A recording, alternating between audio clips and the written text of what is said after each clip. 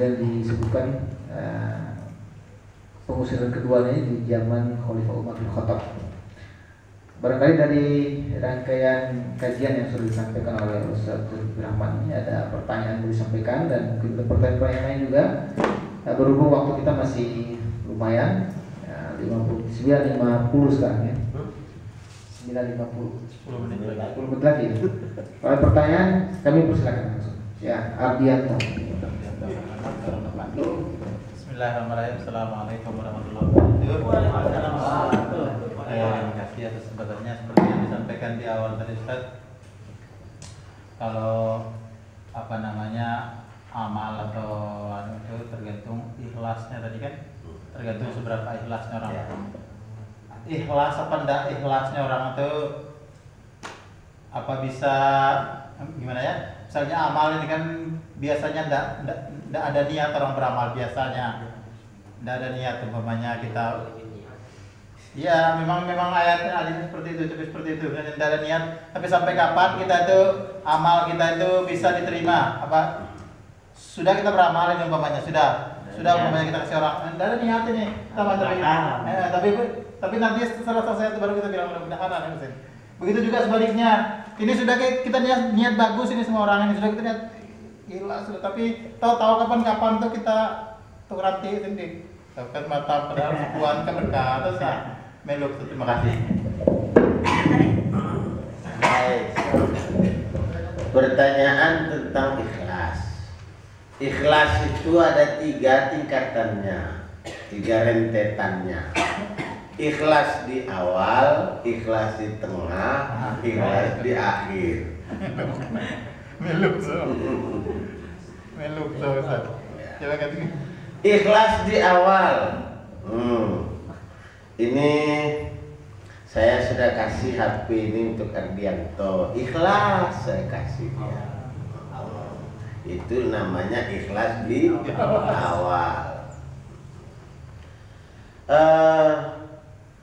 Tahu-tahu saya lihat-lihat kayaknya enggak pakai itu. Terganggu sudah ikhlasnya itu. Padahal tadi saya ikhlas. Terganggu. Ikhlas di tengahnya mulai terganggu. Begitu tahu-tahu kurang ajar.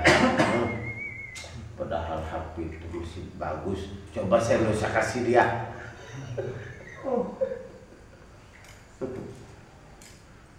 Hilang ikhlasnya, habis, tidak sampai akhir. Ada juga yang di awal tidak ikhlas. Ya, ini saya kasih kasih deh, wah ini ambil sudah, ambil buat saya kasih inti. Apa ya nengnya? Iya neng, ikering wek. Empat, minta saja, ambil sudah. Tapi begitu kita lihat memang dia butuh banget itu. Dirawat yang baik, manfaatnya luas, banyak saya dapat pahala. Jadi ikhlas. Padahal tadi awalnya tidak ikhlas, menjadi ikhlas. Semakin lama semakin ikhlas. Nah, atau yang paling baik itu dari awalnya ikhlas, di tengahnya ikhlas, sampai akhirnya ikhlas. Nah, bagaimana supaya dari awal sampai akhir ikhlas itu jangan peduli? Itu kuncinya. Kalau mau supaya ikhlas dari awal sampai akhir, itu lakukan dan jangan peduli. Selesai. Ada sahabat itu yang memberikan kudanya kepada sahabat lain. Dia tidak bisa berangkat berperang, tapi dia sudah siapkan kuda. Woi, kuda bagus, luar biasa kuda itu. Kemudian, ya Rasulullah, katanya ini saya punya kuda, saya sudah siapkan. Saya tidak bisa berangkat berperang karena suatu uzur syar'i yang tidak mungkin saya Ya, pokoknya diizinkan oleh Rasulullah dia untuk tidak berangkat karena memang betul-betul ada uzur dan mungkin ada tugas lain kan barangkali. Ya. Tapi saya serahkan kuda saya nih Rasulullah untuk siapa saja katanya yang memerlukannya, yang bisa menunggangnya yang ini ya.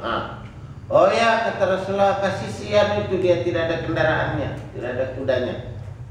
Oh ya siap Rasulullah, kasihlah si A itu. Begitu diberikan kepada orang tersebut, wah sudahlah, ikhlas di awal.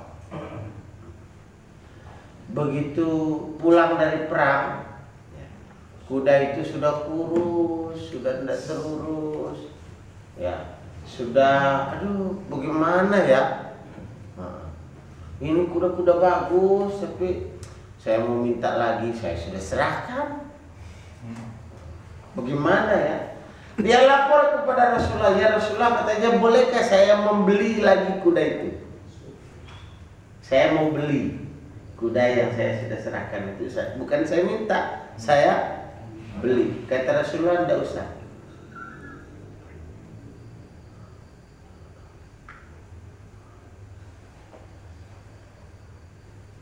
Jadi bagaimana? Ya sudah kamu kasih sudah, Anda usah kamu pikir-pikir lagi. Dia mau dirawat, dia mau dianu, Anda usah kamu pikir-pikirin lagi. Sudah kamu kasih, sudah selesai.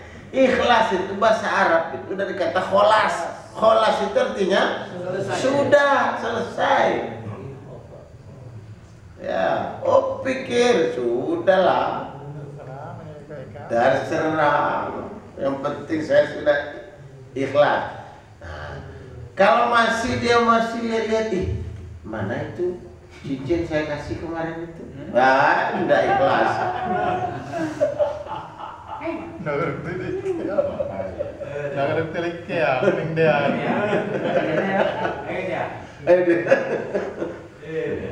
Tetapi kewajiban kita yang diberi adalah menjaga keikhlasan orang lain. Kenapa? Karena kita juga ingin keikhlasan kita dijaga oleh orang lain. Ya, sebab bagaimanapun kita manusia ini kadang-kadang suka terganggu juga keikhlasan itu. Dan disitulah ujiannya. Ya, Dianto ya. Ada seorang ibu-ibu, dia menangis-nangis lah, dia ngadu, Ustadz katanya ada seorang anak yatim saya pelihara Ustadz, saya biayai, saya sekolahkan, saya pokoknya sekarang dia sudah jadi bos di Newmont itu Ustadz. Ya. Dia jangankan dia saya ndak sih, saya harap dia mau kasih saya apa-apa, tapi masa begitu katanya ndak pernah saya dijenguk-jenguk Ustadz. Padahal dari bayi saya yang pelihara. Apa saya tidak ikhlaskah saya pelihara dia itu katanya. Saya bilang memangnya ibu waktu dulu coba ingat-ingat, saya bilang ibu ikhlas nak pelihara dia? Ikhlas saya pelihara dia itu ikhlas. Tapi begitu, kenapa begitu cara pembalasan dia kepada saya?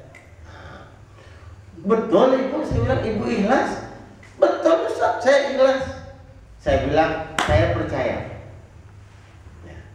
Saya percaya bahwa ibu ikhlas. Kenapa saya bilang saya percaya? Karena keikhlasan ibu itu diuji. Maka saya percaya ibu ikhlas. Maka sekaranglah saatnya keikhlasan itu diuji. Apakah betul-betul ikhlas atau cuman ikhlas sedikit? Ada harapannya kepada selain Allah. Kalau harapannya kepada Allah, kenapa kok berharap sama si anak itu? Kenapa kok dia tidak jauh-jauh saya? Berarti bukan harapannya kepada Allah, harapan kepada anak itu. Tapi bahwa ibu itu dulu ikhlas, saya percaya. Ini saya punya cincin ini bu, saya bilang. Saya datang ke tukang emas. Saya bilang, coba dicek ini cincin ini emas ini berapa karat ini emasnya.